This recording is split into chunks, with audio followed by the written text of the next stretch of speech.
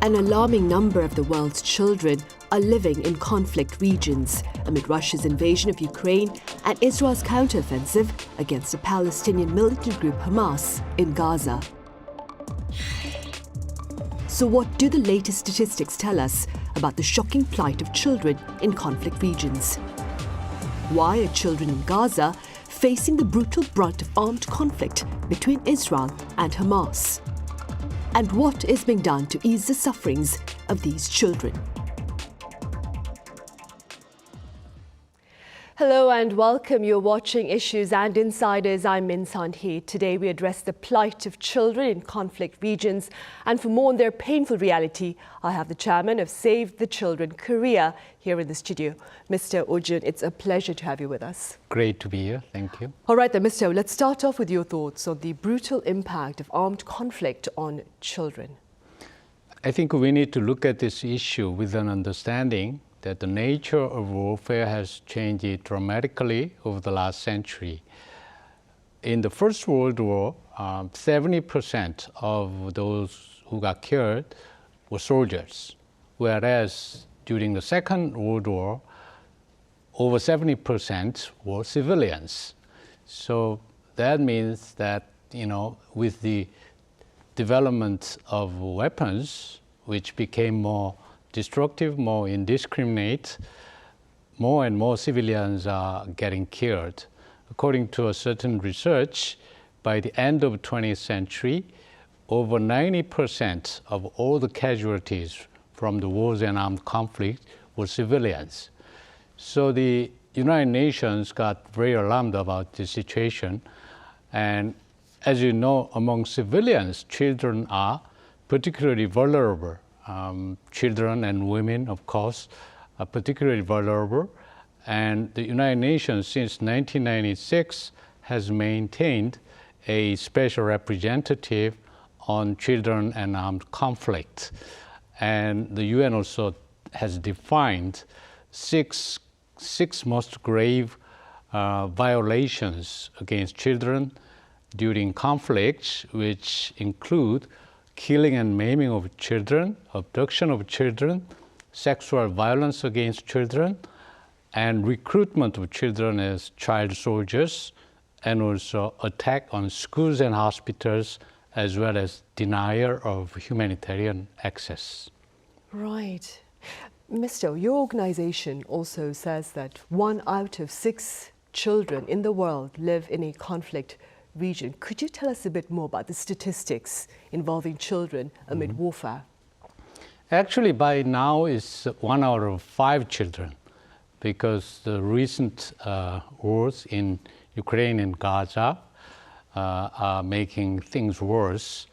It was 1 out of 5, now it was 1 out of 6, but now it's 1 out of 5 children in the world live in the conflict regions or areas that are seriously affected by wars and conflicts. And in Gaza alone, almost 12,000 children have been killed during the last 4 months, which is a terrible number because that is almost 4 times as large as annual number of children getting killed in conflict. There is a reason, of course, because in Gaza, which is a very densely populated region, and you really cannot tell civilian parts and battlefield. There's no battlefield. Battle is taking place everywhere, which makes things worse. Right, of course. Staying with the shocking sufferings of children in Gaza, according to your organization, Save the Children, Mr. O, data shows that the number of children reported killed in Gaza in just 3 weeks, and I quote, surpassed the annual number of children killed across the world's conflict zones since 2019. What makes the children in Gaza so much more vulnerable to the brutal conflict there? Well, as I said earlier, with the weapons developments, now we have technology, the killing technology like missiles, air bombing, all of these very destructive and indiscriminate weapons. If you recall that when they first started to use machine guns during the American Civil War, there were a lot of debates that we should ban the use of machine guns because machine guns are so indiscriminate and destructive compared to ordinary rifles. When you think back on that, it's almost ridiculous that machine guns are indiscriminate compared to missiles and air bombing and other artillery, these terrible weapons. So with that, you cannot really tell civilians from soldiers. I don't know how many soldiers are there in Gaza, but they are mostly hidden. The irony is that soldiers are better protected because not only in Gaza but in any other war zones, soldiers are in bunkers, soldiers are protected by armors, but civilians are not, children are not. So that's a problem. And also, as I said, Gaza is a very densely populated area, and the population, Palestinian population in Gaza and in West Bank, they live off humanitarian assistance provided by the international community. And with this conflict, with these battles going on, there is no humanitarian assistance arriving. Actually, the total delivery of aid from the outside world is less than half of ordinarily what they ordinarily get, which is terrible because, as Soa said, it necessarily leads to food insecurity, and they don't have much of a service, whether it's medical, school. So for children, it's a terrible situation. Mr. O, are there no tangible, perhaps international legal frameworks to better protect children in conflict-ridden regions? There are legal frameworks, of course. As I pointed out earlier, the United Nations has maintained a special representative on children and armed conflicts since 1996, so it's almost 30 years.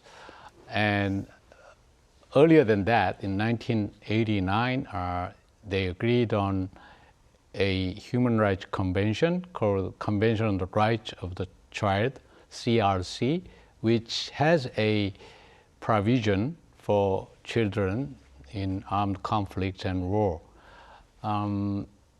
CRC also has an optional protocol meaning additional treaty that countries can choose to adopt, and optional protocol on children and armed conflicts is open to all UN member states, which has more detailed provisions for children involved in hostilities or conflicts.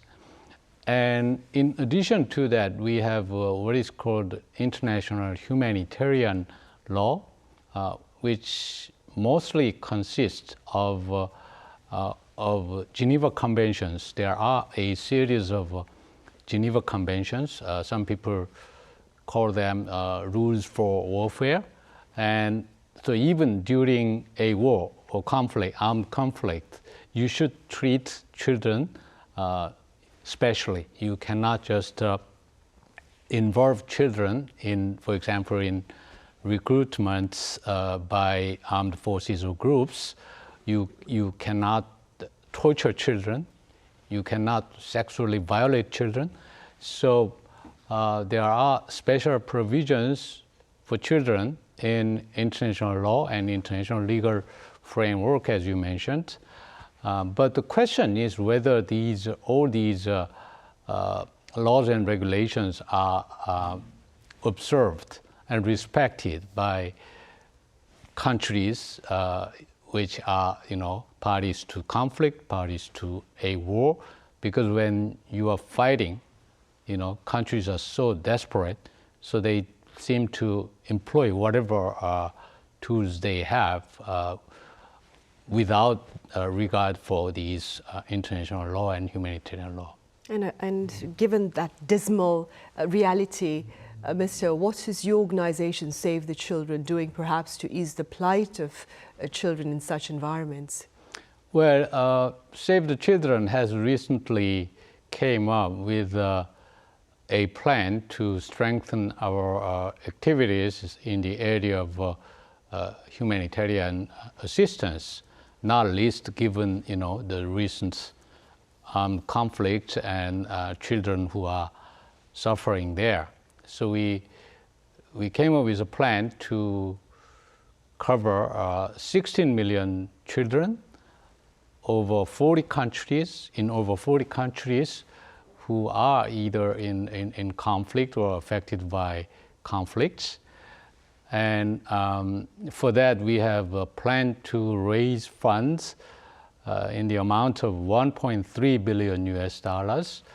And we hope our plan will pan out, and we hope we will be able to deliver more children from these conundrums, and not just to save the children, but I think other international bodies and organizations concerning children, including UNICEF, a UN body, all of us are strengthening, redoubling our efforts. Right. Mr. What more can be done to raise greater awareness about the sufferings of children in the top 10 countries? Some of these conflicts have been going on for many, many years, even for decades. So by now, I think sometimes we are so used to the stories, so we are not alerted enough, even if things get worse in those conflict countries. And so keeping our attention and raising our awareness on these problems is extremely important. We of course, the media also plays a lot of role in that, but I think all of us need to pay attention to these problems because they are happening in our world, So we share the earth, share our planet with all of them, and that is taking place right now. So I think all of us need to, individually in any country, we need to, talk to our policymakers, talk to our political leaders about the need to pay more attention to these problems taking place all over the world. If we are close-minded and we don't care about it, we only care about our own economy, care about our own problems, and don't care anything about what is happening out there, then I think eventually when these children grow up, children in conflict areas, when they grow up without proper education, without proper nourishment, I think that will add to the problems, global problems we have right now. So that's why we need more awareness on these issues. And collective action, of course. That's true, very true. So how can ordinary people then do their part to perhaps tackle this crisis faced by children in conflict regions? Well, I think, as I said, they can always have their political leadership to give their feedback. And, especially in democracies, we elect our leaders, so we listen to our leaders talking about these problems. When it comes to election, we pay more attention to the candidates who have awareness, and at the same time, we can also support these international, organizations and non-governmental organizations as well.